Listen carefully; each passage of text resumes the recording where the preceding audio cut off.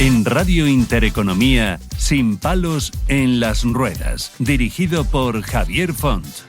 Este programa te lo ofrece tu farmacia de confianza con el apoyo de Vidafarma.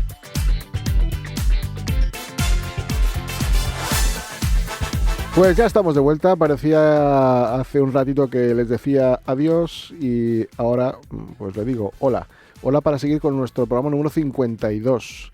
52 programas ya con todos vosotros para contaros cosas muy interesantes. La gente ya está un poco cansada de las noticias, quiere escuchar cosas que les sirvan de algo y es lo que intentamos hacer nosotros a través de esta emisora y a través, ya saben, también de plataformas como Spotify, Amazon Music, Apple Music, en fin, una serie de plataformas que nos permiten oírlo cuando nos apetece. Si queremos oírlo cuando nos damos una vuelta, un paseo, pues lo ponemos. Si queremos oírlo en el coche, lo ponemos cuando queramos. Esto es lo que tiene la tecnología. Como decía, tratamos temas de actualidad y temas muy interesantes. Miren, en España la incidencia de lesiones medulares traumáticas se estima entre los 500 y 1000 nuevos casos al año. Una cifra nada desdeñable y, bueno, pues preocupante, ¿no? Pero esto representa aproximadamente de 12 a 20 casos por millón de habitantes anuales. Además, bueno, pues según datos del Instituto Nacional de Estadística, tiramos de datos de 2020 porque no se suelen actualizar, más de 149.000 personas viven con una lesión medular en nuestro país. Las principales causas de estas lesiones incluyen accidentes de tráfico, caídas desde ciertas alturas, cuando los tiramos y decimos, bueno, vamos a tirarnos al último baño. Yo sé de gente que se ha dado el último baño porque se ha quedado tetrapléjica. Cuidado con las zonas donde se mueven las corrientes de agua. Por tumores, por infecciones y enfermedades neurológicas degenerativas también se producen este tipo de circunstancias. Históricamente los accidentes de tráfico han sido la causa principal, especialmente entre los más jóvenes. Sin embargo, con el envejecimiento de la población y las mejoras de seguridad vial, afortunadamente, pues las caídas, particularmente entre personas mayores, están ganando el terreno como una causa importante. Es también importante destacar que las lesiones medulares no traumáticas, originadas por enfermedades o condiciones médicas, también representan una proporción significativa de los casos. Miren, sin embargo, la recopilación de datos precisos sobre estas lesiones es mucho más compleja debido a la variedad de causas y a la necesidad de registros hospitalarios detallados en todo el país. Bueno, aparte de estas carencias y en resumen, las lesiones medulares en España afectan a un número considerable de personas cada año. Son causas que varían desde accidentes hasta condiciones clínicas importantes. La prevención, la investigación y la rehabilitación son fundamentales para mejorar la calidad de vida de quienes viven con esta condición. Miren, en este programa la investigación científica es el pilar fundamental del avance médico y cada descubrimiento representa una esperanza para miles de personas. En este contexto, los investigadores del Hospital Nacional de Parapléjicos de Toledo han identificado un posible regulador del daño neuronal tras lesiones medulares, un hallazgo que podría cambiar el futuro del tratamiento para pacientes con este tipo de afecciones. Hoy, en nuestro programa, vamos a analizar en profundidad esta investigación, su impacto en la comunidad médica y las posibilidades que abre para la rehabilitación y mejora de la calidad de vida de los afectados por lesiones en la médula espinal. Las lesiones medulares suponen una de las condiciones médicas más desafiantes para la medicina moderna. No solo afectan la movilidad de los pacientes, sino también las funciones corporales esenciales, desde el control de esfínteres hasta la regulación de la presión arterial, entre otras muchas circunstancias. En este contexto, el trabajo del Hospital Nacional de Parapléjicos de Toledo es verdaderamente crucial. Gracias a sus líneas de investigación tan necesarias, se han conseguido avances significativos en neuroprotección y regeneración neuronal, aspectos esenciales para mejorar el pronóstico de los pacientes con este tipo de lesiones. La identificación de un posible regulador del daño neuronal tras lesiones medulares representa un punto de inflexión en la investigación neurológica, algo impresionante. Este regulador podría ser clave para controlar la inflamación y la limitación del deterioro neuronal que ocurre en las horas y días posteriores a una lesión medular. Si se logra modular su actividad de manera efectiva, podría abrirse la puerta a tratamientos de daño secundario, mejorando así la recuperación funcional de los pacientes. Además, esta investigación podría tener aplicaciones en otros tipos de lesiones neurológicas, como los traumatismos craneoencefálicos o los accidentes cerebrovasculares.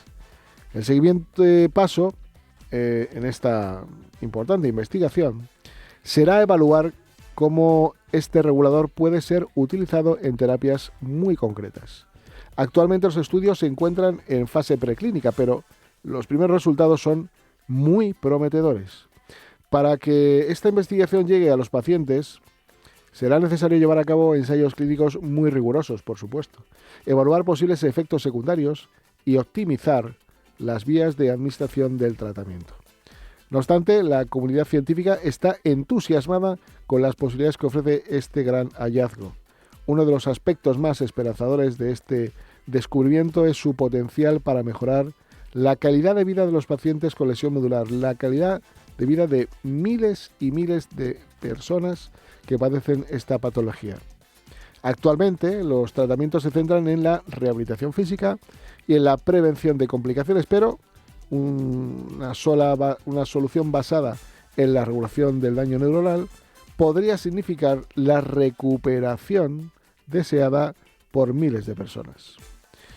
Además, este tipo de avances también tienen un impacto social y económico muy positivo, ya que podrían reducir la dependencia de los pacientes en tratamientos prolongados y costosos, permitiéndoles así también recuperar mayor autonomía e integrarse más activamente en la sociedad, además del ahorro en material ortoprotésico, etcétera, etcétera. El trabajo de los investigadores del Hospital Nacional de Parapléjicos de Toledo lo vamos a contar aquí, y representa un rayo de esperanza para miles de personas que padecen lesiones medulares cada año. Somos marca España. Aunque el camino hacia la aplicación clínica aún es largo, este descubrimiento marca un paso crucial en la búsqueda de tratamientos efectivos para la regeneración neuronal. La investigación en este campo es vital y el compromiso de los científicos y del sistema de salud con la innovación pueden marcar la diferencia en la vida de muchas personas. Comenzamos. En Radio Intereconomía, Sin palos en las ruedas, dirigido por Javier Font.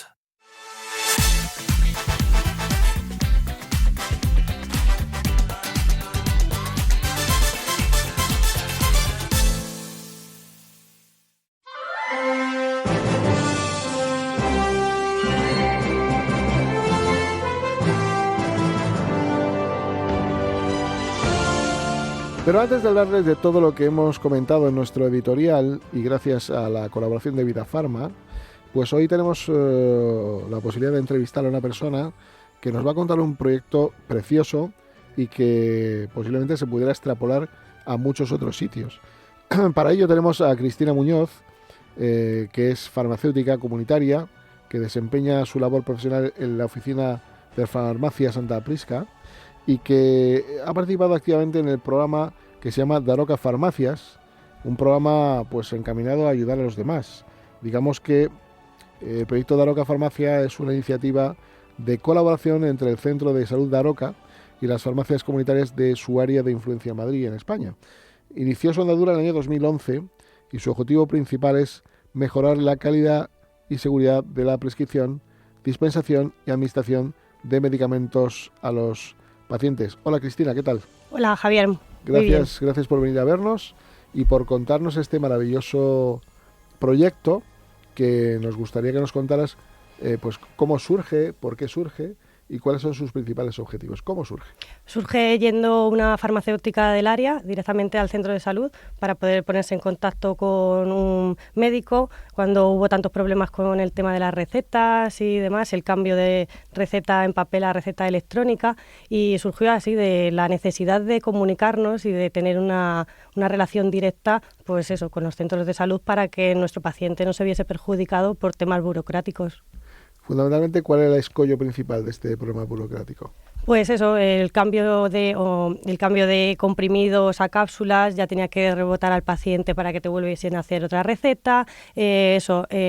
Recetar cosas, prescribir medicamentos que no se encuentran disponibles en el día a día en la oficina de farmacia. El proyecto también empezó, pues por ejemplo, tema de medias, la prescripción de medias, de compresión, pues pueden ser compresión panty de una pierna, pues si necesitaba 2 medias se recetaba solo una, o los pañales de incontinencia.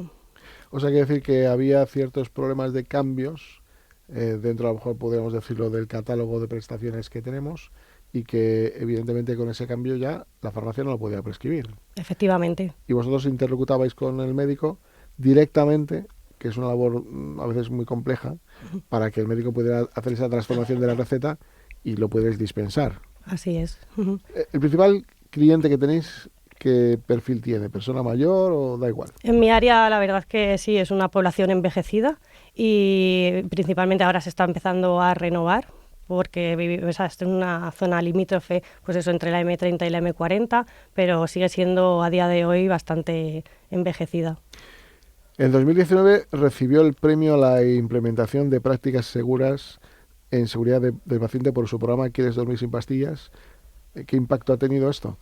Pues la verdad es que a nivel de población muy importante, porque clientes y pacientes pues eso, dejaron de tomar psicótropos, que está demostrado pues según ficha técnica que tiene más efectos secundarios el seguir tomándolos que el dejar de tomarlos, y bueno, al final pues un impacto muy positivo, porque el paciente veía a su propio farmacéutico y al médico en el centro de salud velando por su salud, por su seguridad, y ayudándole de primera mano.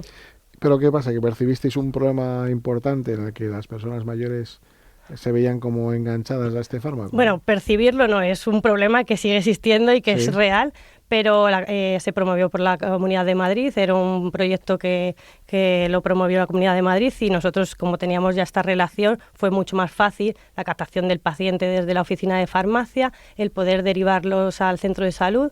El proceso eran 3 sesiones. La primera sesión la dábamos un médico y un farmacéutico, la segunda sesión la daba enfermería, con técnicas de relajación y pues explicándole al paciente cómo podía mitigar ese síntoma de abstinencia por este tipo de medicamentos, y la última sesión se daba médico, enfermería y farmacéutico, y era pues ver un poco los resultados que se habían obtenido, cómo había sido ese proceso. Y desde la farmacia la verdad es que para mí fue una experiencia preciosa, porque mi paciente bajaba día a día y me contaba: ay, Cristina, hoy me he quitado media pastilla, no sé si lo he hecho bien, o no puedo quitármela, que cómo continúo. Entonces de la farmacia dábamos ese día a día para darle tranquilidad, y que sabía que su médico nos respaldaba. Tenemos un canal de YouTube donde el vídeo de relajación el paciente podía verlo tantas veces como lo necesitase. La enfermería formaba parte también de lo que llevamos haciendo en Daroca Farmacias, que lo que reclamamos es que necesitamos una comunicación directa con el médico, pero que sea bidireccional, y en el que en el proceso de tratar la salud de los pacientes no puede ser de forma aislada. Tenemos que trabajar como un equipo multidisciplinar. ¿Cómo conseguís convencer a las instituciones sanitarias que es necesario llevar a cabo esto? Y después de tantos años ya casi, diría que sería bonito que se extrapolara a un sistema ya organizado de gestión entre la farmacia y los propios médicos directamente, ¿no? Pues yo quiero agradeceros que nos deis luz a este proyecto, porque es muy bonito, de verdad que se puede extrapolar. Creo que es el futuro de cómo se debe tratar y cómo debemos actuar todos en atención primaria y en farmacia comunitaria. Y bueno, es complicado porque no llega a donde tiene que llegar. Es más, en receta electrónica tenemos un botón donde podemos dar comunicación directa al médico. Llevamos reclamándolo años y no se habilita. Entonces, otro de los proyectos que... está hecho, pero falta habilitarlo. Sí. Entonces, eso lo llevamos demandando muchísimo. En este proyecto, a raíz de esa necesidad de comunicación, también el último trabajo que hemos hecho conjunto es una campaña de seguridad de la medicación.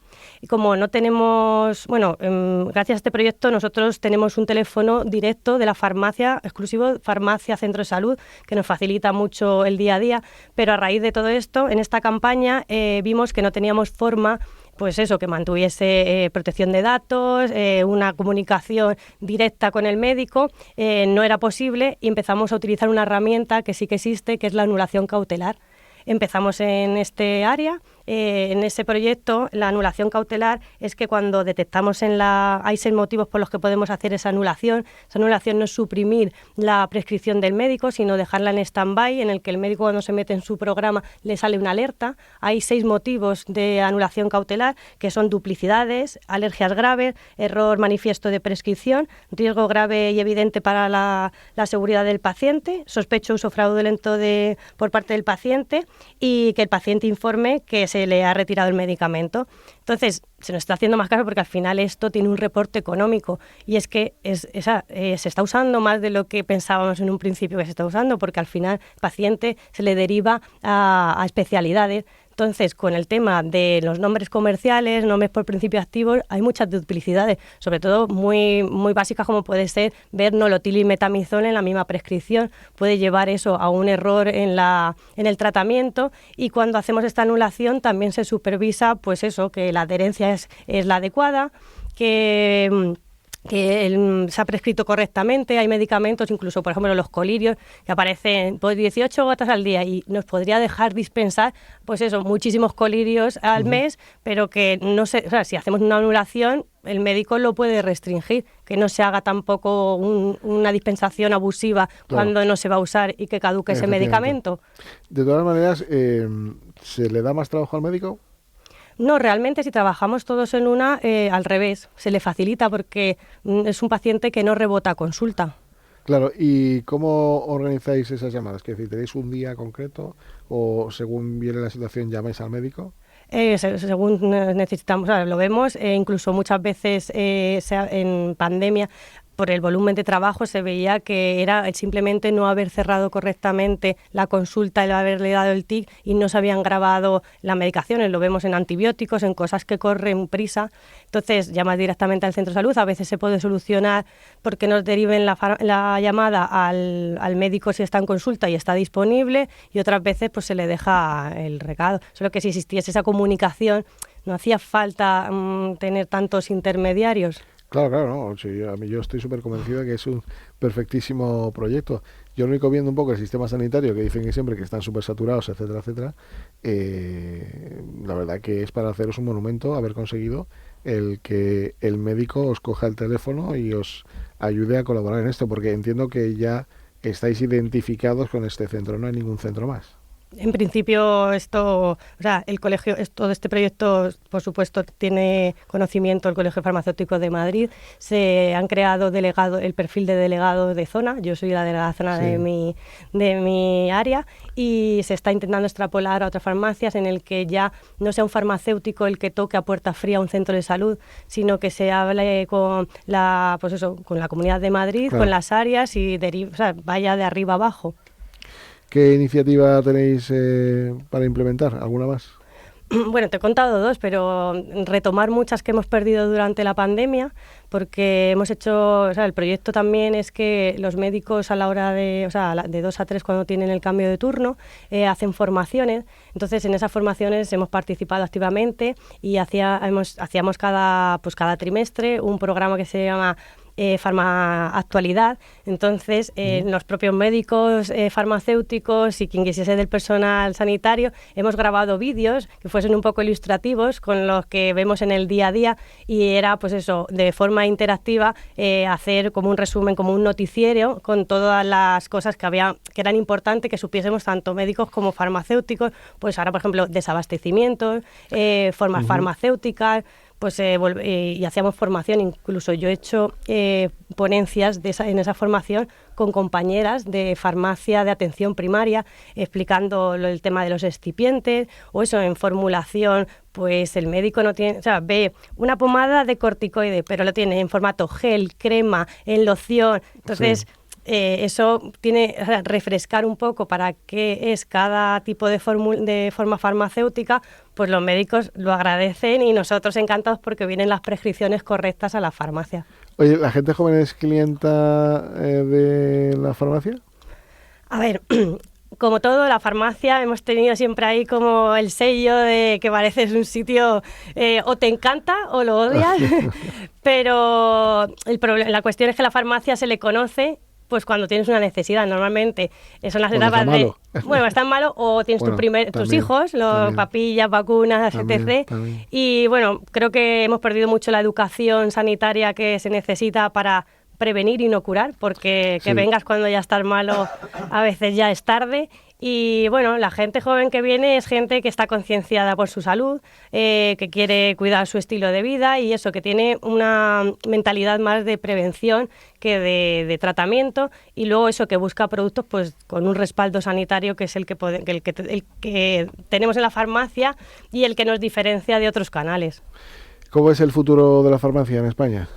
Bueno, creo que el modelo que tenemos es, para cuidarle, es el mejor que podemos tener para atender a toda la población, principalmente por eso, porque nos avala el que la farmacia más remota de un pueblo perdido tiene el medicamento en 24 horas. Y eso es calidad. Al final tenemos una España despoblada que hay que atenderla y que no se tiene que masificar a las grandes ciudades. Y en las grandes ciudades al final somos, por ejemplo, como en Madrid, farmacias cada 250 metros, 200 metros. Y realmente lo que nos está diferenciando y lo que a mí me diferencia a mi farmacia es la atención personalizada. Y eso no tiene un valor económico ni cuantificable. Entonces, yo veo veo el futuro esperanzador. Creo que la salud es primordial y que la debemos cuidar. Solo que nos falta concienciar, darle voz a nuestro día a día. El proyecto surge también un poco porque observaréis un poco esa falta de adherencia a los tratamientos también. Sí, y porque veníamos de una... ¿Cómo lo detectáis esto? Bueno, pues porque llega a ser insostenible el un paciente tener que rebotarle 28 veces a un centro de salud que no le atienden, que hay problemas, que al final se ve que está desangelado. O sea, que ni unos ni otros, pero el paciente... ¿Ocurren esas cosas? Sí, es el día a día. ¿Y van a vosotros los pacientes a contaros que no le reciben en el centro de salud, por ejemplo? Y claro, es que ponemos paciente como forma global, pero es que yo no te hablo de pacientes como pacientes, te hablo de Dolores, de José, de Joaquín, de... Correcto. Y yo soy la que les veo la cara, la que viene su hijo, la que viene su nieto. Entonces, ¿cómo dejas a tu tía o a tu hermano o a tu padre sin medicación? Yo creo que nadie lo haríamos. Pero claro, estamos muy regulados y el farmacéutico tiene capacidad de cambiar cápsulas por comprimidos, no está permitido. Hay mucho trabajo que hacer y creo que hay que confiar en un profesional sanitario como es el farmacéutico. Estamos sobradamente cualificados para hacerlo. En el año 2018 el Colegio Oficial de Farmacéuticos de Madrid os otorga un premio, ¿no? No, solo me lo otorgaron a mí. De colegiados de honor, ¿verdad? Correcto. Sí, pero no fue del proyecto de Aroca Farmacias, fue algo personal, porque junto con otros compañeros de otras áreas y también farmacéuticos titulares, definimos lo que era el mapa competencial, que no estaba, como todos sabemos cuáles eran nuestras competencias, pero no estaban definidas. Entonces, pues hicimos un grupo de trabajo, se dejaron por escrito y en la pandemia, la verdad, que fue muy gratificante porque como nuestro trabajo se vio muy reflejado dónde estaban nuestras competencias, estaban todas recogidas en ese mapa competencial. Así que lo hicimos bastante bien. Oye, el proyecto fue encuestado y sacasteis una nota muy alta, un 95,5%. Considera que la relación entre profesionales ha mejorado mucho y el 91% se siente bastante o muy satisfecho con la iniciativa. Esto es porque os involucráis. Sí. Hace falta muchas más farmacias así, ¿no? Por supuesto, yo creo que es clave y que estos proyectos son muy bonitos, contarlos y demás, pero detrás hay muchos días sin comer, se puede cerrar una farmacia recién comprada, irte a un centro de salud, a querer formar, a echarle horas después de cerrar la farmacia para prepararte unas diapositivas, seguir formándote. Hay una parte que es eso, que es personal. Creo que cuando eres buena persona eres buen profesional. Claro. Y cuando encima tienes esa vocación cumplida en el que te encanta tu trabajo, pues surgen programas como este. Pues Cristina Muñoz, muchísimas gracias desde luego por tu implicación personal, porque al final sin implicaciones personales esto no llega a ninguna parte, y desde luego también a los servicios sanitarios que también se involucran en esto, porque no es fácil, que decir, si al final uno quiere pero la otra parte no quiere, pues no se llega a nada. bueno, algo ejemplar, de muy buenas prácticas y de luego yo creo que muy extrapolable. Haría falta convencer a la consejería correspondiente para que ponga en marcha esto de manera normalizada y estandarizada en el resto de farmacias, porque al final es una inversión y al final no solamente económica, sino en salud, porque evitamos que haya personas que acudan más al sistema sanitario, no porque tengan que acudir, que si tienen que acudir, que acudan, sino porque se les ha tratado adecuadamente en su fase clínica. Así que, Cristina, muchísimas gracias. Muchas gracias. Simplemente con que nos habiliten algo que ya está en receta electrónica, sería todo lo que llevamos demandando años, esa comunicación bidireccional. Pues sí. Dicho queda y esperemos que alguien nos oiga y esto se pueda cumplir. Ojalá. Gracias, Cristina. Muchas gracias. Gracias.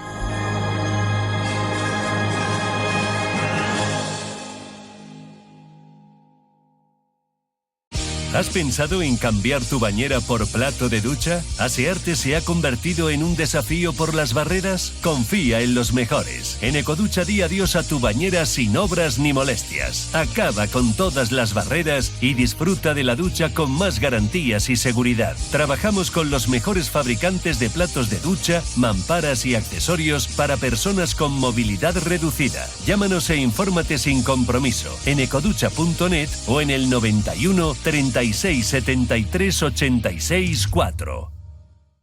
Si una persona sale de un punto A por un camino difícil y otra sale de un punto B por un camino más cómodo, ¿se encontrarán? Acompañamos a personas en situación vulnerable desde la infancia hasta el final de su vida, porque nosotros no creemos en las coincidencias, creemos en las oportunidades. Fundación La Caixa. Solo es progreso si progresamos todos. Los domingos a las 10 de la noche tienes una cita con El Club de los Negocios Raros. Un magazín dedicado al mundo de los libros. Actualidad, entrevistas, literatura y poesía tienen cabida en este espacio cultural de Radio Intereconomía. Dirigido por Andrés Sánchez Magro. Todos los domingos a las 10 de la noche.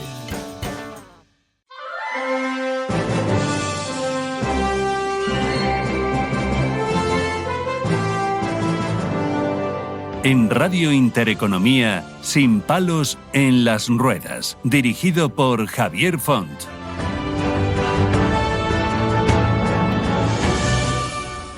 Bueno, pues vamos a dar paso al siguiente apartado, que como decía es marca España, ¿no? Es la investigación, es el hacer cosas muy bien hechas, sobre todo en un ámbito tan importante como es la salud.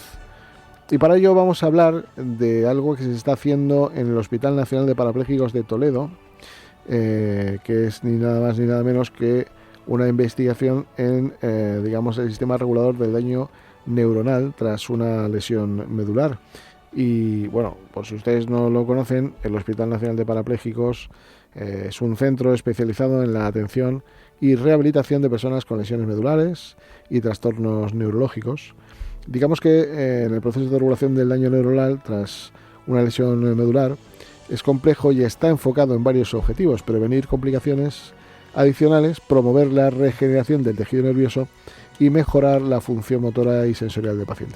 En definitiva, también en este centro lo que se hace es una fase tridimensional de lo que es la rehabilitación, readaptación y volver a una vida normalizada, lo más posible normalizada, pues que pasa desde sesiones terapéuticas hasta sacarte el carnet de conducir, porque será vital en el futuro de estas personas, en fin, una serie de cuestiones muy importantes. Pero la parte de investigación que también la hacen, para ello vamos a hablar con la doctora en farmacia e investigación del grupo Neuroprotección Molecular del Hospital Nacional de Parapléjicos de Toledo, que se llama Teresa Muñoz y que tengo el placer de saludarla. Doctora, ¿qué tal? ¿Cómo estamos?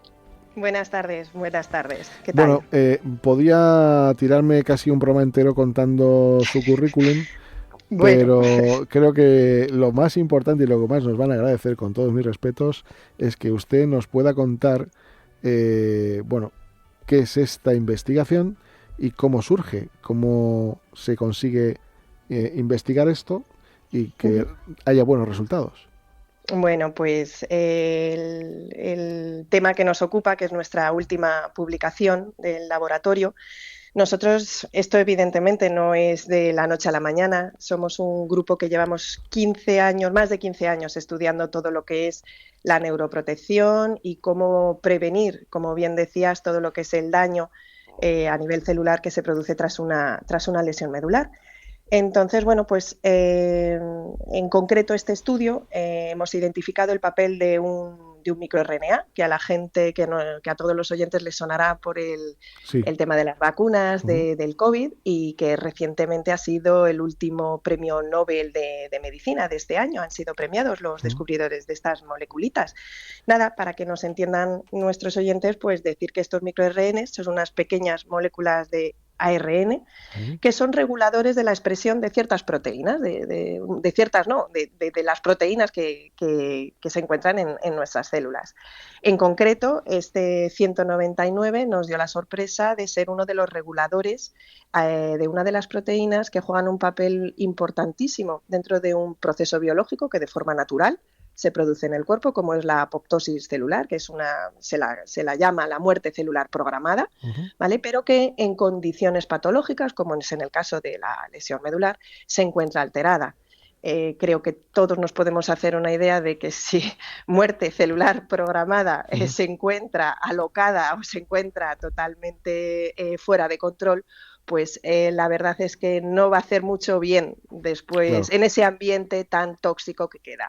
Entonces lo que hemos visto es que regula a una proteína llamada XIAP y lo regula negativamente, es decir, va a disminuir esos niveles de esa proteína, porque en concreto lo que hace esta proteína es proteger y regular correctamente lo que hablábamos sobre la muerte celular.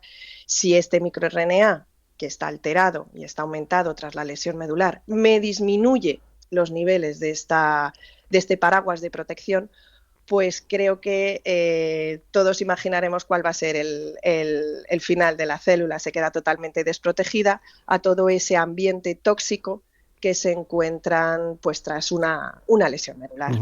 Mire, yo tengo una lesión medular, tengo una tetraplegia, no voy a hablar de mi caso, pero a mí me explicaron, y sobre todo para que lo entiendan quienes nos están escuchando, porque muchos no lo tendrán, algunas otras personas sí, lo sabrán de primera mano, pero me explicaron un poco como que una lesión medular era como cuando se te pelaba un cable o se cortaba un cable, ¿no? Algo Correcto. así. Correcto. La energía dejaba de pasar y era como todo algo muy disfuncional, ¿no? ¿En qué medida este neuroregulador podría mejorar esto? Pues como te digo, efectivamente, y bien explicado, lo que se produce es una desconexión. Una vez que se produce el daño medular, se produce una desconexión en la médula de los centros superiores, como pueden ser, pues eso, el cerebro, que es el que nos va a mandar todas las órdenes, pues de todas las funciones, tanto motoras como de las diferentes funciones que llevamos el organismo.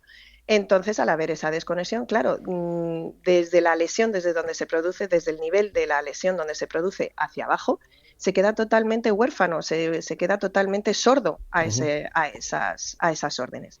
Precisamente, creo que es uno de los pilares fundamentales en lo que es el tratamiento, es la innovación de estas nuevas tecnologías, de nuevas terapias, ¿vale? Que nos ayuden a prevenir que ese daño inicial que desgraciadamente no podemos evitar, ¿vale?, se vaya expandiendo a zonas sanas, a células sanas, se vayan contagiando, ¿verdad?, de ese mal funcionamiento y se pierda. Entonces, con este tipo de terapias para prevenir esa expansión del daño, pues bien inhibiendo proteínas o inhibiendo este microRNA, en fin, cada uno en su campo, como digo yo, de estos procesos biológicos celulares, el evitar la expansión del daño y por lo menos lo que vamos a impedir es que esa expansión sea cada vez mayor. Esto es como yo, bien explicado con el cable, yo cuando a los chavales vienen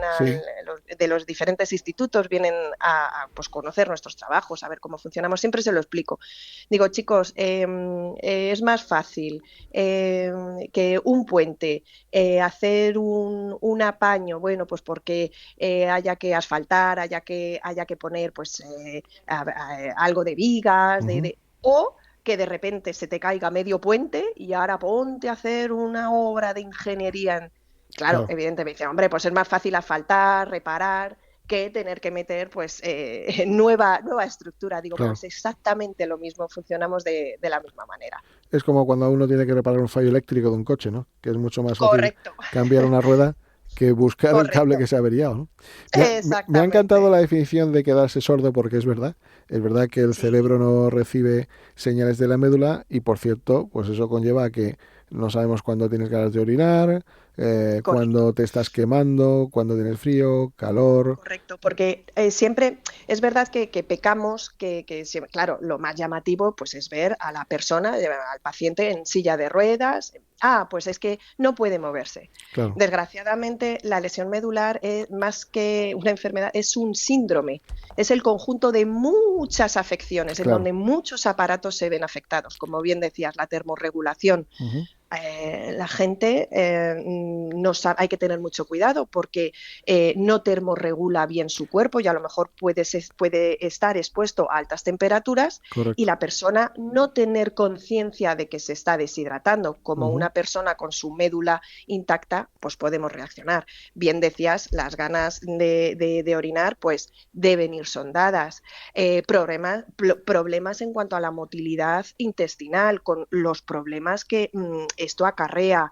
Claro. Es que podíamos estar enumerando un montón de afecciones que no es solamente el vas en una silla Claro, de ruedas. claro, claro. Y llega un momento que salta ese eureka, ¿no? Es decir, Ay, apareció y se identifica a este regulador. ¿Cómo se identifica el regulador? pues mira, esto evidentemente, primero paciencia y estudio, como todas las cosas bien hechas en ciencia. Siempre, o en este estudio en concreto, lo podíamos dividir en 3 fases, ¿vale? Y además, aprovechando ahora mismo que estamos viviendo una época y una era en cuanto a la inteligencia artificial, en cuanto a todo el tema de Ujú. computacional, pues es una maravilla el poder tener estas herramientas. Todo comenzó con bioinformática. ¿Vale? La bioinformática es una herramienta para nosotros que es de muchísima utilidad porque a través, pues eso, de algoritmos, de ir comparando millones de secuencias de estos microRNAs con secuencias características de las proteínas, las van comparando, van haciendo computación y van sacando aquellos microRNAs que tienen mayor probabilidad Ujú. de incidir en estas proteínas, ¿vale? Entonces ya tenemos la primera fase, ya tenemos identificados pues aquellos microRNAs que según la bioinformática y de forma virtual nos están identificando como que pueden ser pues reguladores negativos de ciertas proteínas. En nuestro caso, como decía, en esta proteína tan importante de muerte celular. Entonces nosotros, como te decía, esto no surge de la noche a la mañana, somos un grupo que lleva investigando bastante tiempo con los microRNAs. Partimos de un estudio previo que hicimos en animales, utilizando un modelo animal de lesión medular, donde donde secuenciamos todos aquellos microRNAs que su expresión se veía alterada. Entonces, claro, nosotros cuando comparamos lo que de forma virtual la bioinformática, comparamos los datos con los que teníamos de forma experimental, dijimos, leñe, pues este 199 sube y es que encima si sube nos va a disminuir uno de nuestros protectores, pues a por él. Entonces pasamos a la segunda fase. La segunda Ujú. fase fue la validación. La validación de toda esa parte de bioinformática, de toda esa parte virtual. Ya lo pusimos blanco sobre negro, ya lo pasamos a la apoyata. Y Ujú. entonces, pues mediante modelos celulares, ¿vale? Modelos in vitro, mediante células específicas de la misma especie donde hemos estudiado, llevamos una serie de experimentos de validación y comprobamos que efectivamente lo que por bioinformática era como todavía algo como de ensueño, en la realidad, en lo que ya es un modelo, un sistema biológico, ya estaba dando resultados. Efectivamente, cada vez que nosotros poníamos dentro de la maquinaria a funcionar ese 199, esa proteína disminuía. Ujú. Ya está hecha la validación, lo damos por bueno. ¿vale? Entonces, la siguiente, ahí es cuando ya empiezan a surgir, aparte de, como tú dices, el eureka, el alegrón del siglo, pues ya te surgen todas las preguntas. ¿Qué pasará detrás de la lesión medular? ¿Qué pasará con esto detrás de...? Ya concretamente, es que lo bueno es que ya lo puedes concretar, le puedes poner ojos, nariz y boca, la puedes poner cara. ¿Qué pasará con esto después de ¿En qué células? ¿Serán en neuronas? ¿Serán en aquellas células que recubren, que son como esa vaina del cable, de ese plástico que recubre a los axones? ¿Serán esas células, los oligodendrocitos, o serán otro tipo de células que se puedan ver afectadas? Entonces ya pues pasamos a la tercera fase, que es la validación de la función, es decir, ya con un modelo animal de lesión medular, y a través de, bueno, pues esa muerte generosa de la que, bueno, nos valemos nosotros para poder mejorar la vida de los pacientes, a través del estudio con imágenes de microscopía de fluorescencia, vamos marcando pues las neuronas, vamos marcando este microRNA, vamos marcando la otra proteína, ver si aumenta, ver si disminuye, y efectivamente comprobamos que las neuronas, como los oligodendrocitos, que como digo son los responsables de esa vaina que recubre, como ese cable en la parte de plástico que recubre a lo que es la parte de cobre y que nos ayuda a la transmisión, pues son los que se veían afectados. Entonces, claro, si perdemos estas dos células que son pues indispensables para lo que es la transmisión del movimiento, la transmisión o lo que es la recepción de ese mensaje, pues evidentemente si ya estamos perdiendo lo que son esas centralitas, pues por mucho que podamos reconectar, volvemos a lo mismo. Estamos haciendo el problema más grande. Y doctora, usted sabe perfectamente que los pacientes somos muy impacientes. Entonces, sí, pero es lógico, claro, o sea, que lo entendemos. ¿En qué fase estamos? ¿Cuál es el siguiente paso? ¿Llegará al ser humano? ¿Cuándo? En fin, cuéntenos a mí me gusta un poco. ser súper prudente, porque precisamente os tengo y os tenemos muy presentes día a día, porque convivimos, trabajamos con vosotros mano a mano casi, porque nos preguntáis por los pasillos. Yo siempre soy súper prudente. Nosotros no hay que perder el foco, que estamos en el primer escalón, que somos la investigación básica, que por llamarnos básica no somos menos importante, al revés, somos los que, digamos, establecemos los pilares de la casa, sobre la que luego vendrán los ensayos clínicos, sobre los que los grandes resultados darán las nuevas terapias, para que luego pues los traumas, los médicos rehabilitadores o lo puedan poner y lo puedan llevar, lo puedan implementar en los pacientes. Así que lo primero, prudencia.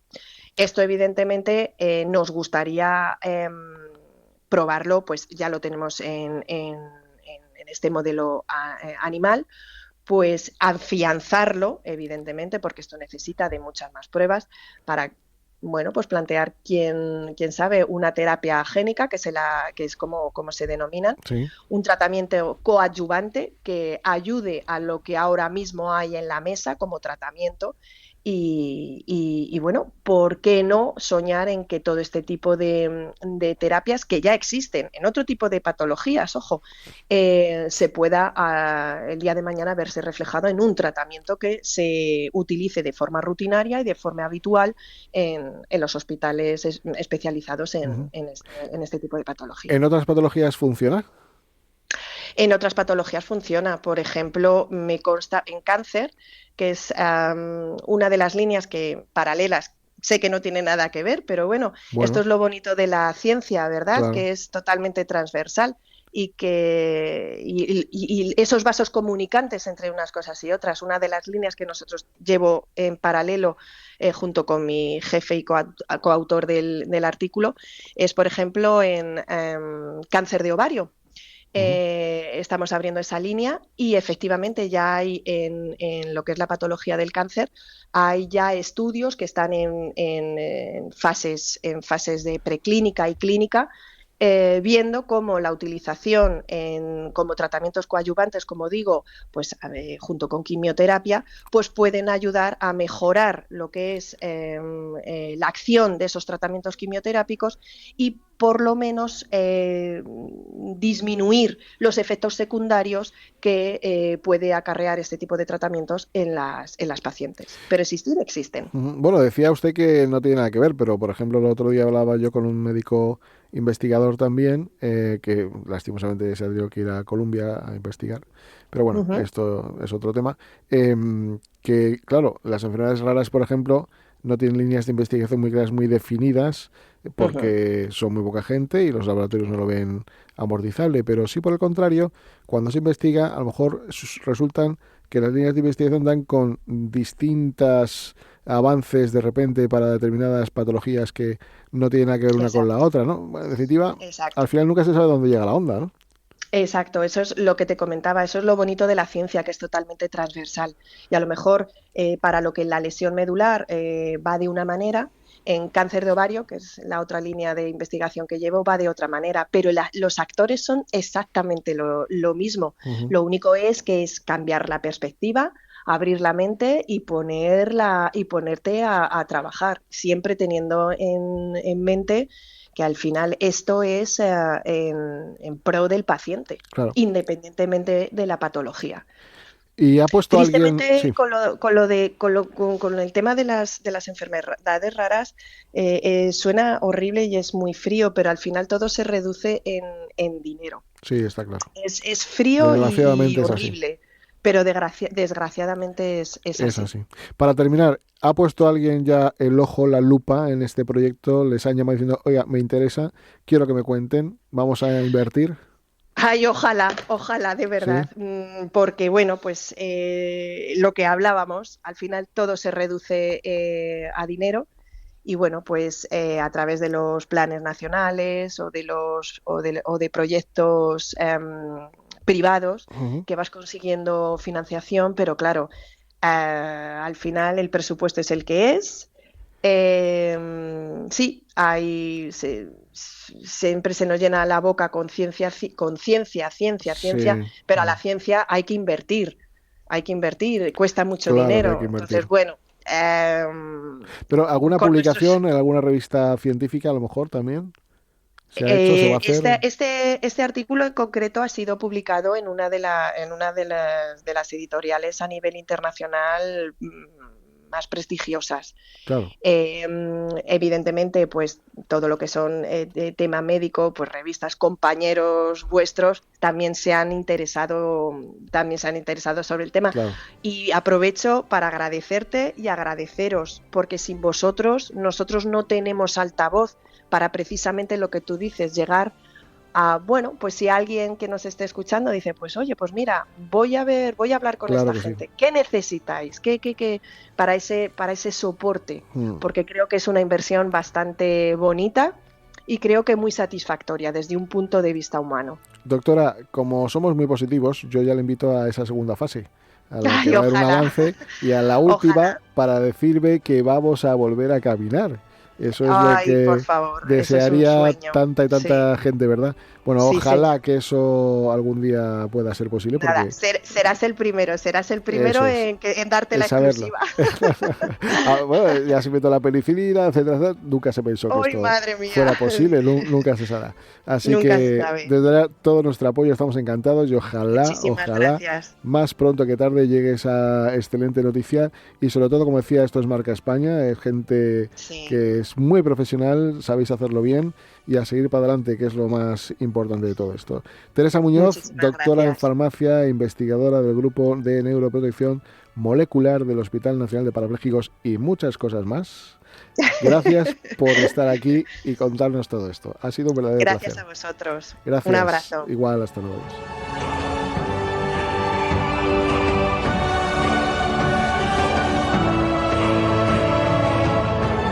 En Radio Intereconomía, Sin palos en las ruedas, dirigido por Javier Font.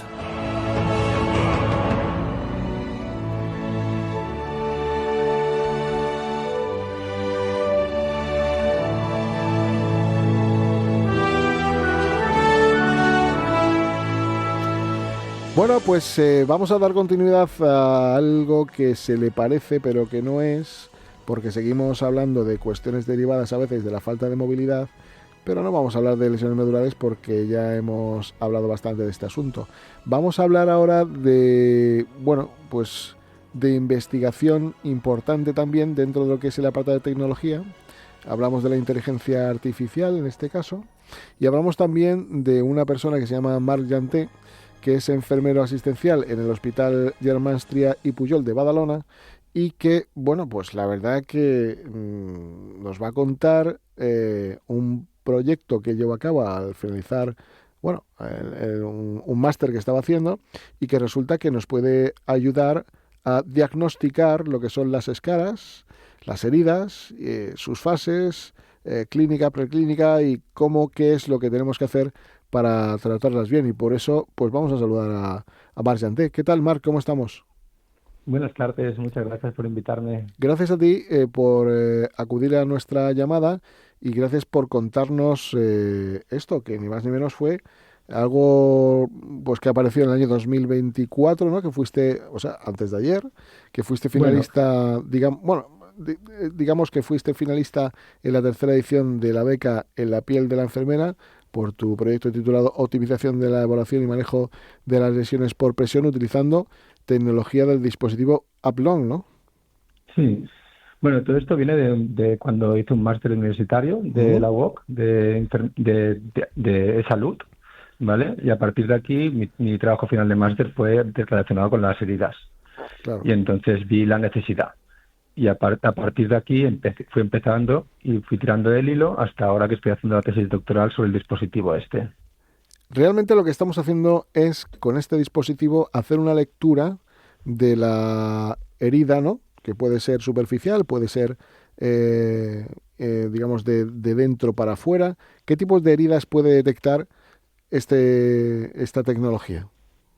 A ver, en principio lo que estamos haciendo es coger heridas, lesiones por presión, ¿vale? Porque son las que tenemos más la profesión de enfermería, que son los que estamos en pie de cama. Lo que son, ¿vale?, las escaras, entonces, ¿no? Las escaras, sí. Las escaras, lesiones por presión, normalmente son en zonas donde hay productividades óseas, ¿vale? Y entonces nosotros lo que hacemos es valorarlas.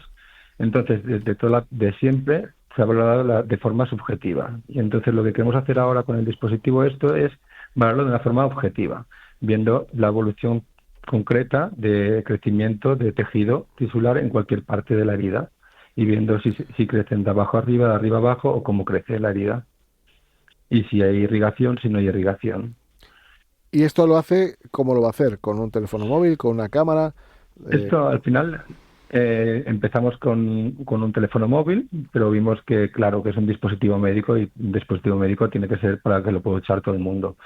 Entonces lo que hicimos fue un dispositivo portátil, ¿vale? De fácil uso, que lo que integra es la historia clínica del paciente, variables, ¿vale? Que la historia clínica depende de la patología que tenga el paciente, ya sabe si puede tener más probabilidad o menos probabilidad de lesión por presión, depende de los antecedentes patológicos, y lo que evalúa el dispositivo es la profundidad exacta de la parte más profunda a la más superficial, qué dimensiones hay, la temperatura que tiene la herida, si está más, depende del tipo de temperatura que haya, puede haber más o menos irrigación o infección.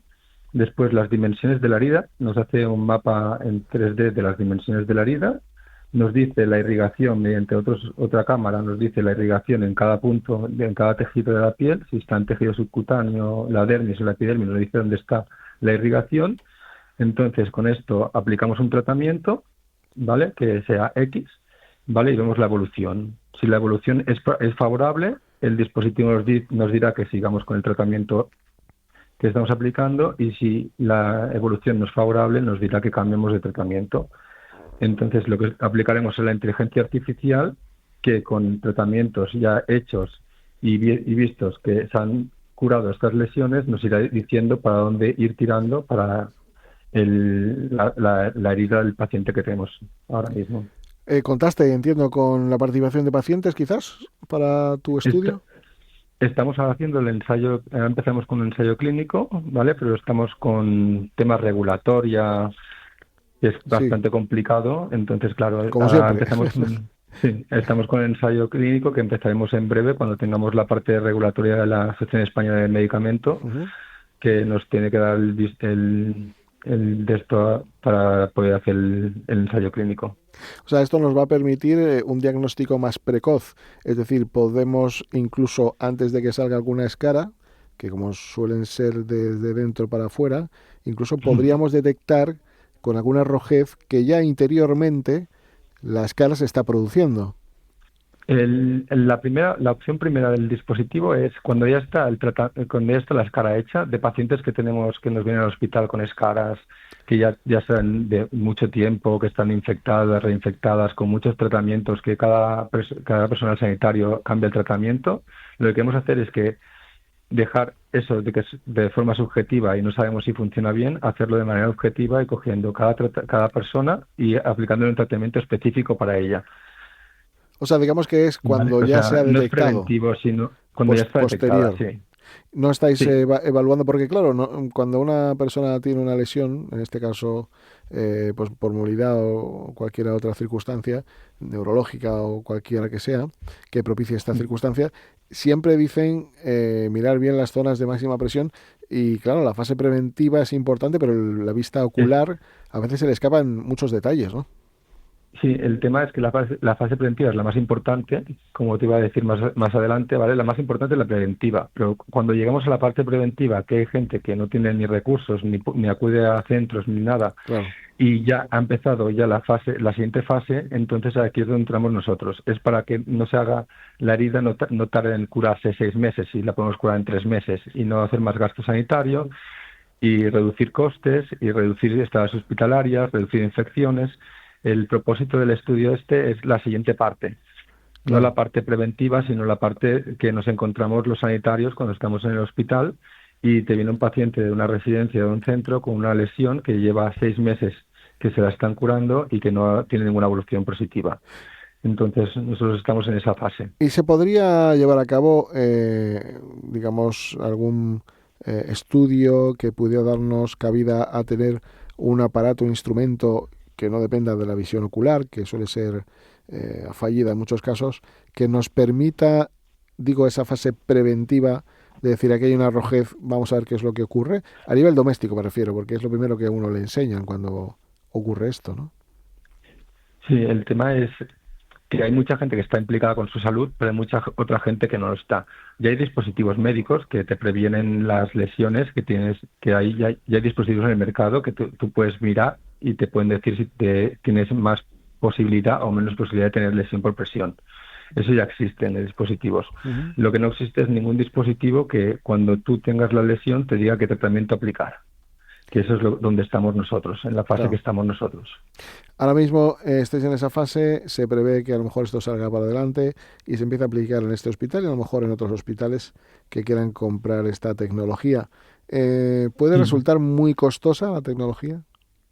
No, en principio no. O sea, al final la tecnología que estamos aplicando es una tecnología económica, ¿vale? Después todo esto dependerá de otros factores, no de factores de comercialización que quieran hacer, de cosas así. Pero en principio la tecnología la primera versión beta, digámosle así, que hice yo en mi casa fue con mi hija, que tuvo una lesión en la rodilla, una escara, una quemadura, ¿vale? Le apliqué unas luces con unas intensidades y vi que había irrigación en diferentes tipos de puntos de la lesión.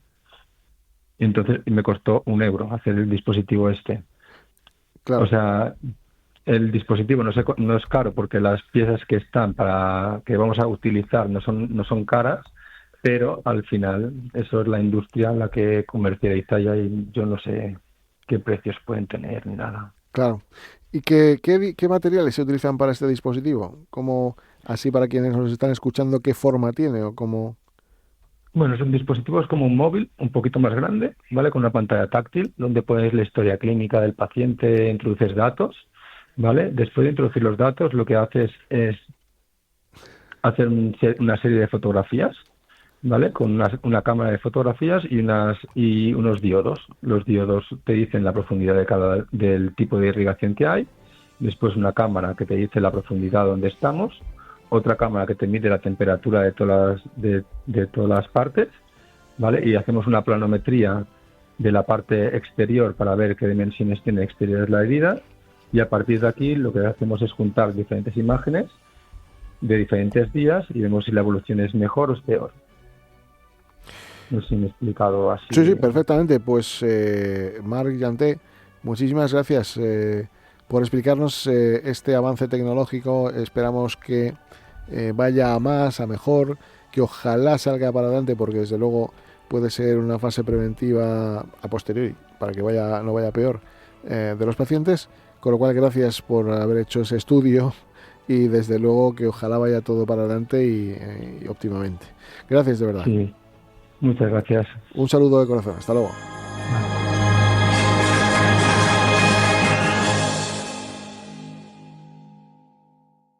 Muévete con Alquiver y preocúpate solo por tu negocio, sin sorpresas, sin penalizaciones y con todo incluido en una sola cuota. Visita alquiver.es y elige tu vehículo.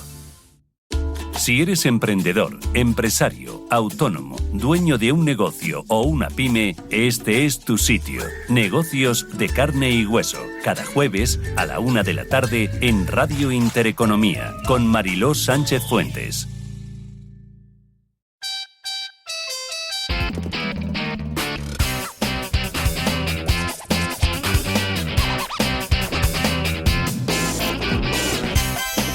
Bueno, pues nada, vamos a reírnos un poquito, ¿no? Yo creo que merece la pena pasar un rato agradable. Bueno, quizás las cosas que se van a contar ahora nos hacen gracia. A lo mejor cuando nos han sucedido, pues es como cuando vas a contar que te come un león y que has escapado. Pero no sé qué gracia le haría al que estaba delante del león. Bueno, mejor voy a dar paso a Miriam Fernández, que ha tenido la amabilidad de estar con nosotros para desarrollar una nueva sección que se llama Cosas Curiosas que Pasan. Miriam.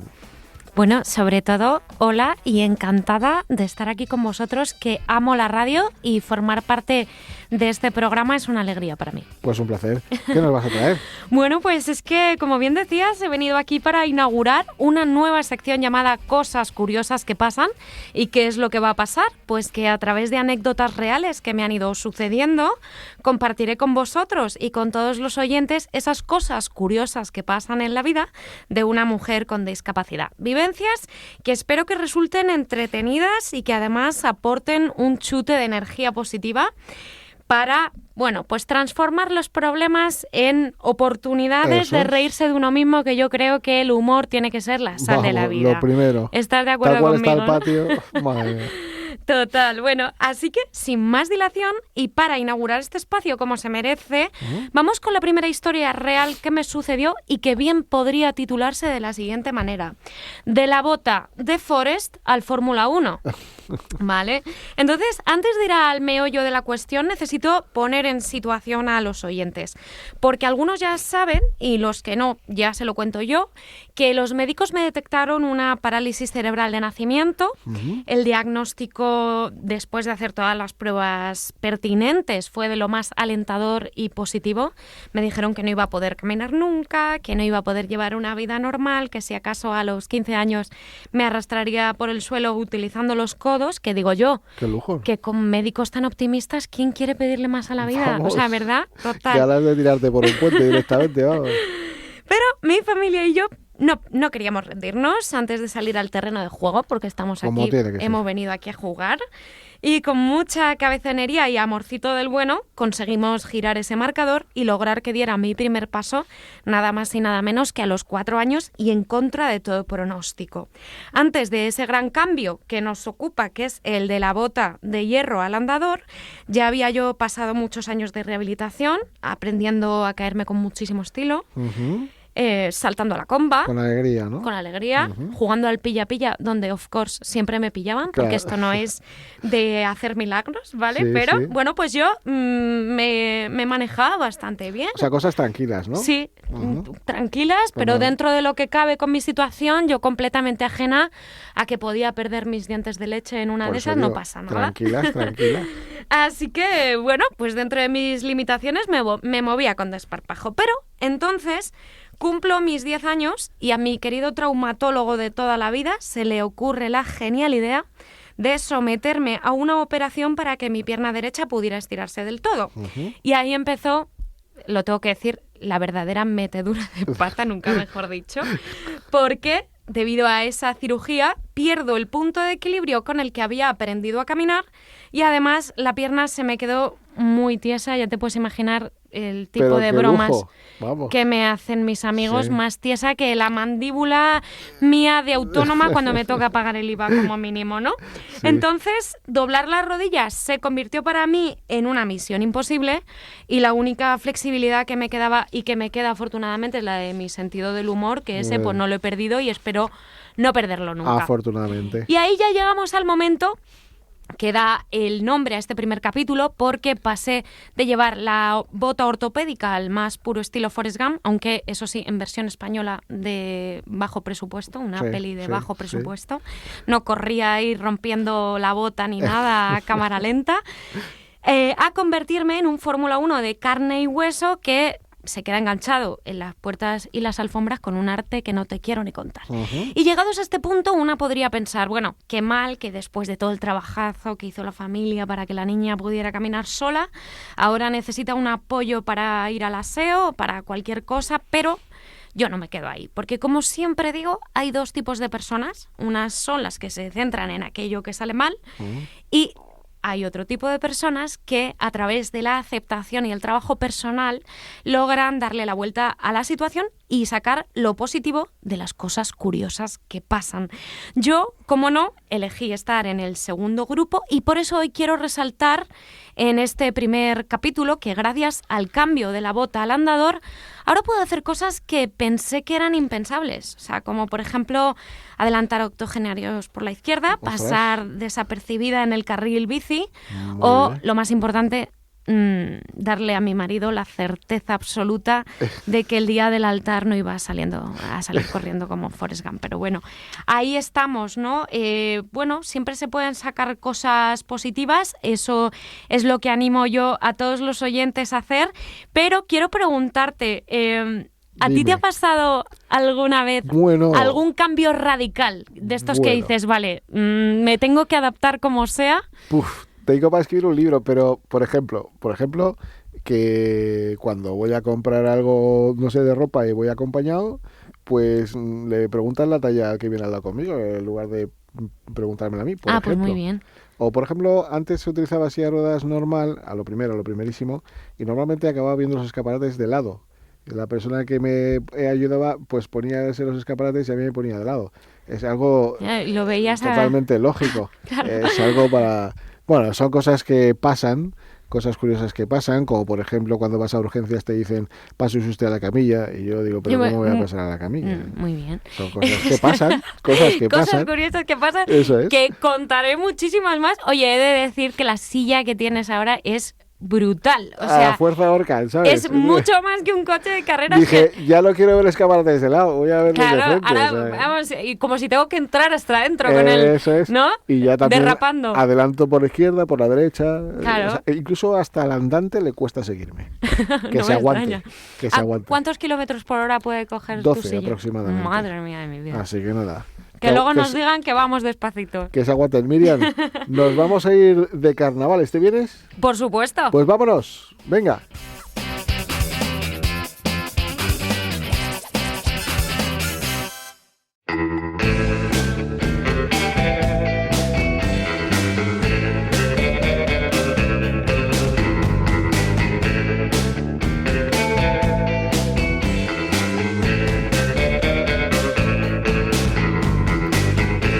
Pues de cosas que ha pasado o que pasan a cosas que van a pasar, son los planes accesibles que tenemos en época carnavalesca, y para eso contamos también con nuestra colaboradora Aitana Pichel. Hola Aitana. Buenas. ¿Qué nos traes? ¿Qué hoja de ruta nos traes? Bueno, hoy vengo con más planes, pero esta vez de carnaval. Pues venga, vámonos de carnaval. Bueno, primero vamos a ubicarnos un poco. Sí. Ya sabéis que a mí me gusta primero ubicar esto del carnaval, ¿de dónde viene? Nos organizamos. Exacto, nos organizamos. El carnaval tiene sus orígenes en unas antiguas celebraciones paganas, especialmente en las festividades romanas. Otra vez, los romanos nos persiguen. No pasa nada. Que son las Saturnanes y las Lepurcales, donde se realizaban fiestas con banquetes, disfraces y máscaras. Con la llegada del cristianismo, estas festividades se adaptaron al calendario religioso y se convirtieron en una celebración previa a la Cuaresma, el periodo de ayuno antes de la penitencia de la Semana Santa. La tradición del carnaval se extendió por toda España durante la Edad Media, influenciada por la cultura italiana y francesa. Durante siglos fue una festividad popular en la que se permitían excesos antes de la abstinencia de la Cuaresma, con máscaras, desfiles y representaciones satíricas. Hoy en día, el carnaval de Cádiz, el de Santa Cruz de Tenerife, el de Águilas, son algunos de los más famosos del país, cada uno con sus características propias y reconocimiento internacional. Muy bien. Vale, nos hemos ubicado en el carnaval, ¿no? Estamos más que ubicados. Venga. Muy bien, ahora vamos con ¿qué hacemos este carnaval? Eso es. Empezamos por la capital, en Madrid. Actividades, pues desde el 1 hasta el 5 de marzo. Tenemos este domingo, es decir, esta tarde, tenemos a partir de las 12 en el Matadero, en Madrid, acogerá el encuentro de comparsas y chirigotas. Bueno, esto ya ha pasado. Esto ya ha pasado, efectivamente. Bueno, la expresión popular típica de las chirigotas se ha acabado, chulo, tristemente. Y después tenemos, más adelante, para cerrar este carnaval, tenemos el entierro de la sardina. Que muy bien. ¿Cuándo es? Pues el día 5 de marzo, a las 6. ¿Llegamos a tiempo? Llegamos a tiempo, Muy preparados. Todo el mundo vestido de negro para el entierro de la sardina.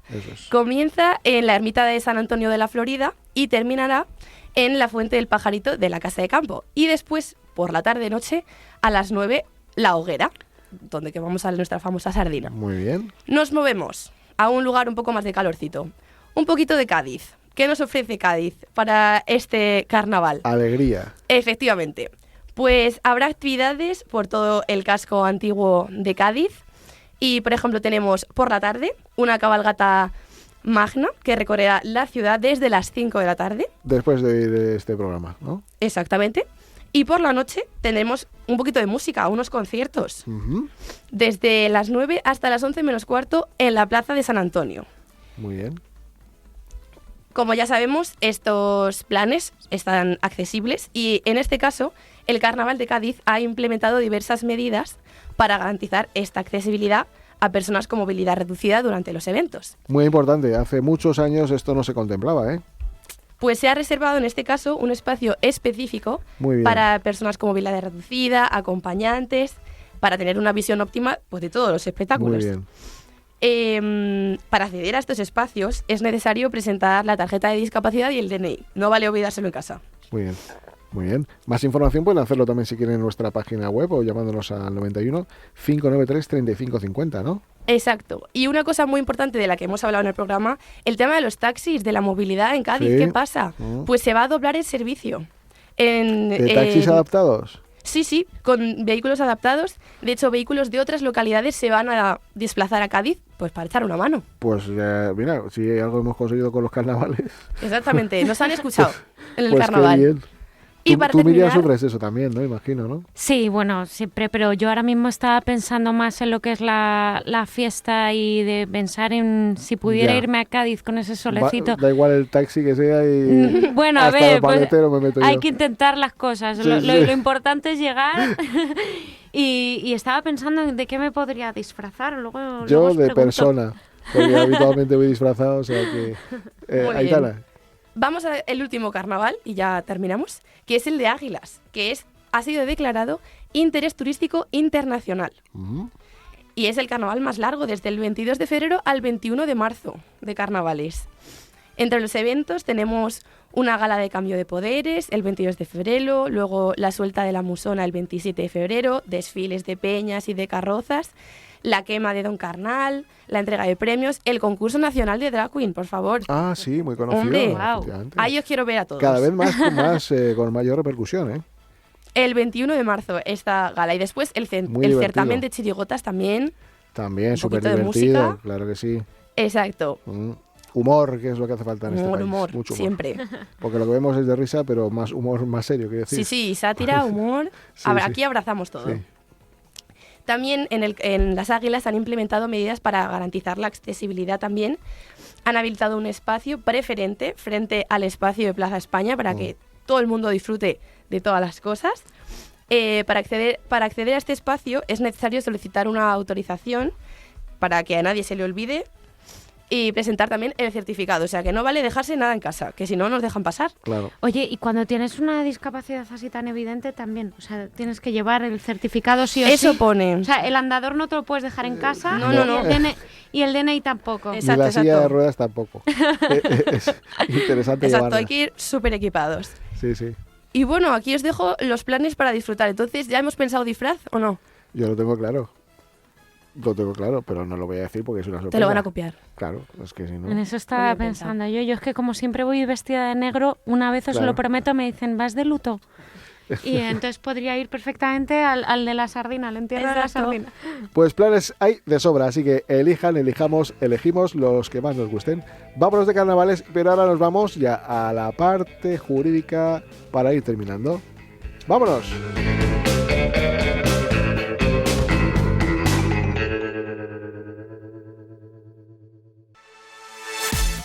Este espacio se lo ofrece Ecoducha, la forma más segura de ducharse. Pues nada, vámonos ya a la sección de Cristian Herrera, cuestiones importantes del ámbito jurídico. ¿Qué tal, Javier? ¿Cómo estás? Buenas bien, tardes. Bien, aquí ha ido bien el terminando. programa, la verdad sí. que, bueno, te he visto ahí muy carnavalesco, ¿eh? Sí. Disfrazado me veo ya. Bueno, pues nada, Javier, ya sabes que la semana pasada estuvimos hablando un poco, pues todo eso de que involucraba lo que era un procedimiento judicial y nada, pues nos quedaron ahí algunas cosas en el tintero y vamos a intentar de explicarlas hoy, de contaros un poco y acercaros un poco más, pues todas esas partes que intervienen en el procedimiento judicial, porque Javier, tú, no sé, bueno, por suerte o por desgracia, a lo mejor has tenido que estar en algún juzgado. Y claro, ahí hay muchas caras que a lo mejor no ponemos, no ubicamos exactamente quiénes son o cómo son. Entonces, bueno, pues vamos a ver todas esas personas que podemos encontrarnos, no siempre, pero por norma general pueden estar ahí presentes durante un juicio. Entonces, lógicamente, la parte más importante, el juez o el magistrado. Eso ¿vale? Ya que, bueno, pues es el que va a presidir el juicio, el que va a tomar las decisiones sobre el caso, el que va a dictaminar la sentencia y digamos que es un poco el jefe. ¿Vale? Hablamos de un proceso civil. No, hablamos en general.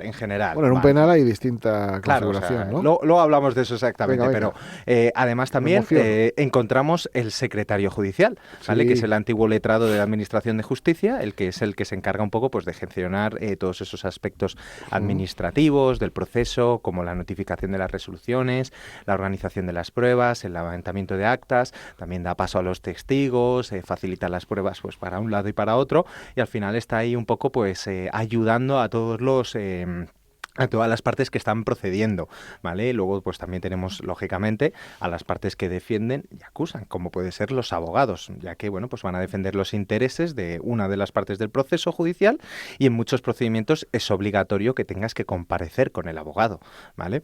Luego está otra figura muy importante que muchas veces todo el mundo oye hablar de ello, pero no sabe exactamente para qué funciona, que es el procurador, ¿vale? Que es el que representa a la parte litigante ante el tribunal, actuando como un intermediario entre el abogado y el juzgado, y en algunos procedimientos también es obligatorio. Y encarece los procesos judiciales.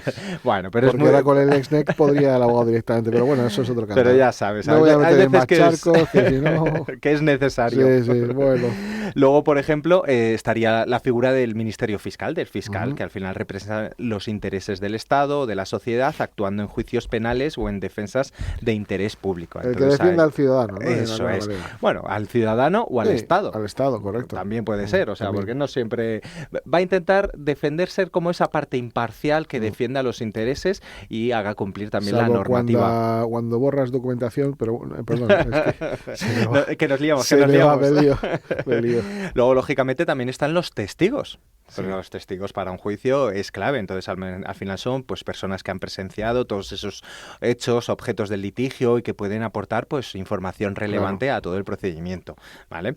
Por supuesto tenemos a los peritos, muy importantes, aunque a veces también muy costosos, pero bueno, pues son esos expertos que intervienen en el proceso para emitir informes o valoraciones sobre cuestiones técnicas o especializadas. Y luego, por supuesto, tenemos pues algunas profesiones que son más de asistencia, como puede ser la traducción y la interpretación, que son en caso de que, bueno, pues unas partes a lo mejor no hable español o no, no pueda hacerse valer o conocer todo el procedimiento judicial, o incluso pues un intérprete de lengua de signos, o como ya sabemos y hemos hablado otras veces, ese experto facilitador que puede ayudar una ahora. Figura nueva, ¿no? Que aparece hace poco.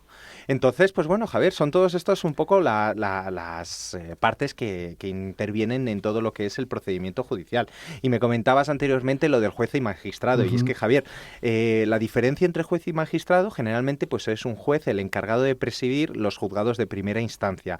Los jueces son los responsables de resolver los casos de este tipo y tienen una jurisdicción en un territorio más limitado, es decir, ciudades o distritos judiciales. Y la diferencia con los magistrados son los que suelen actuar en tribunales colegiados de un mayor rango, como pueden ser las audiencias provinciales o el Tribunal Supremo, y también pueden formar parte de un tribunal compuesto por varios jueces que resuelven casos en segunda instancia o en apelaciones. Entonces, esto es un poco la diferencia. No es tanto los órdenes, sino quizás es la diferencia de rango de todos los tribunales que hablamos la semana pasada. Me refería, por ejemplo, en un juicio de lo penal, que hay un juez instructor que digamos que es el que evalúa todas las pruebas, ¿no? Y facilita un poco... pero al final es un juez, entonces... Sí, pero que hay varios jueces, me refiero. Eso es. En ese sentido, sí. Y luego, Javier, pues al final, aquí en todo lo de que es el procedimiento judicial, tenemos, diferentes órdenes jurisdiccionales, ¿vale? Porque, como tú comentas... ¿Qué es la jurisdicción? Para que la gente lo sepa. Claro, entonces, en ese sentido, dependiendo de la materia en la que se establezca, pues tenemos, por ejemplo, el orden jurisdiccional civil, en el que se ocupan asuntos relacionados con derechos privados, como puede ser contratos, propiedades, herencias, cuestiones familiares. Por ejemplo, ahí no puedo denunciar el robo de mi coche. Exacto, pero sí podría reclamar alguna indemnización o algún tipo de deuda. Entonces, claro, ahí tenemos los juzgados civiles, todos esos casos de primera instancia, juzgados de familia o la audiencia provincial.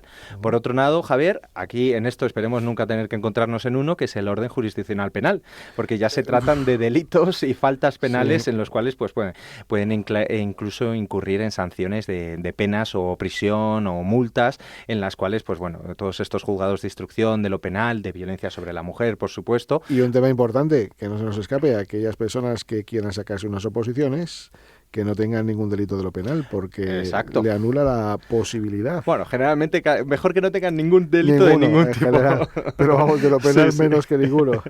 Luego, por otro lado, tenemos el orden jurisdiccional contencioso administrativo. Aquí son litigios entre los ciudadanos y las administraciones públicas. Entonces, estos asuntos pues incluyen a lo mejor temas relacionados con permisos, con sanciones administrativas, con derechos de los funcionarios. Entonces, ahí resuelven esta serie de conflictos entre administración pública, como pueden ser a lo mejor impuestos, como tengas a lo mejor una paralela de Hacienda, pues puedes saber que estás llegando a algún tipo de procedimiento de este tipo. Por supuesto, el orden jurisdiccional social, ¿vale? Que trata los asuntos relacionados con el derecho laboral, con el derecho de la seguridad social. Entonces, estos casos incluyen despidos, salarios, derechos laborales, pensiones y en muchos casos todos los temas de discapacidad, que como sabes que tenemos tan a la orden del día. Y por otro lado, el orden militar, en el cual hay una jurisdicción especial en los cuales son, delitos cometidos por miembros de las Fuerzas Armadas, que esto va totalmente y solo es para miembros de las Fuerzas Armadas. Entonces, justicia militar aparte, ¿no? Eso es. Y por último, que ayer, por ejemplo, estábamos pasando por allí delante, el Tribunal Constitucional, que ya sabes que tiene mucha importancia, y ayer, lo pudimos ver in situ. Entonces, aunque no es un parte de un orden jurisdiccional, se menciona por su papel único en la interpretación de la Constitución española y que resuelve sobre la inconstitucionalidad de las leyes y protege los derechos fundamentales. Entonces, no es un orden jurisdiccional al uso, pero hacía falta que lo mencionáramos aparte. Pues gracias, Cristian, por ilustrarnos tan magníficamente de todas estas cuestiones, en las que esperemos que quienes nos escuchan sepan un poco más del ámbito jurídico y vean, con más claridad todos estos temas que no resultan fáciles de entender. Y ahora voy a hacer un poco de publicidad de nosotros mismos, porque hace mucho que no hablamos de FAMA, que es la Federación de Asociaciones de Personas con Discapacidad Física y Orgánica de la Comunidad de Madrid, y que tiene múltiples programas que de alguna manera pueden facilitar la vida a muchas personas. Miren, para empezar les diré que tienen un programa de transición a la vida independiente. ¿Esto qué es? Pues es un programa donde entran personas a entrenarse para vivir de manera autónoma. El día de mañana, que no esté la familia que le pueda atender, pues no tendrá problemas porque se podrá manejar, se podrá vivir en una casa individualmente, podrá gestionar sus propias circunstancias. Bueno, es un entrenamiento 24/7, 365 días, con todo cubierto en cuanto al aporte técnico de grandes profesionales que les ayudan a resolver sus propias vidas. Sobre todo porque propiciamos la desinstitucionalización, es decir, personas que no quieren vivir en entornos protegidos como residencias o centros familiares, de alguna manera pues tienen esta opción. Tenemos lo que es un servicio para la autonomía personal en los domicilios y fuera de los domicilios también, con lo cual esa figura del asistente personal la potenciamos para que haya personas que puedan ser autónomas. Después tenemos temas relacionados con el empleo. Tenemos la agencia de colocación, tenemos formación, programas de formación y cursos de formación para que podamos mejorar la empleabilidad de tantas y tantas personas, más de 10.000 personas que tenemos en nuestra base de datos buscando empleo cada año. Después tenemos un gabinete de accesibilidad universal a través de un equipo de profesionales, abogado, arquitecto y la parte administrativa también importantísima, para resolver todas las barreras que nos vamos encontrando en la edificación, tanto urbanística como la parte de la vía pública, como en fin, en todos los ámbitos, ahí estamos colaborando para eso. La asesoría jurídica, lo que hace Cristian, resolver problemas y circunstancias que de alguna manera pues intentamos mediar para reducir esa conflictividad ante terceros que de alguna manera también pues puede perjudicar. Programas de educación para menores, de educación para mayores, de educación en general, para mejorar pues la vida de tantas y tantas personas que necesitan de ese apoyo. Y luego pues evidentemente tenemos todo lo relacionado con proyectos, con calidad, en fin, más de 35 años trabajando para ayudar a tantas y tantas personas con discapacidad. Así que pues vamos a despedirnos en breve, pero no sin antes un segundo de publicidad.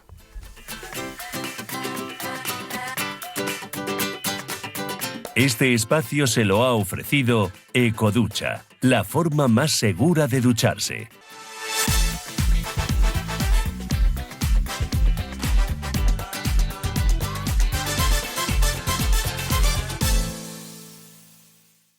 Y bueno, pues nada, ya nos despedimos hasta la próxima semana, nos vemos pronto, esto pasa rapidísimo, nos vamos de carnavales, nos disfrazamos, lo pasamos bien, nos tomamos una manzanilla si es necesario, lo que haga falta. Así que gracias por estar ahí, volvemos la semana que viene, sean muy felices. Hasta la próxima semana, adiós. Este programa te lo ha ofrecido tu farmacia de confianza con el apoyo de Vidafarma.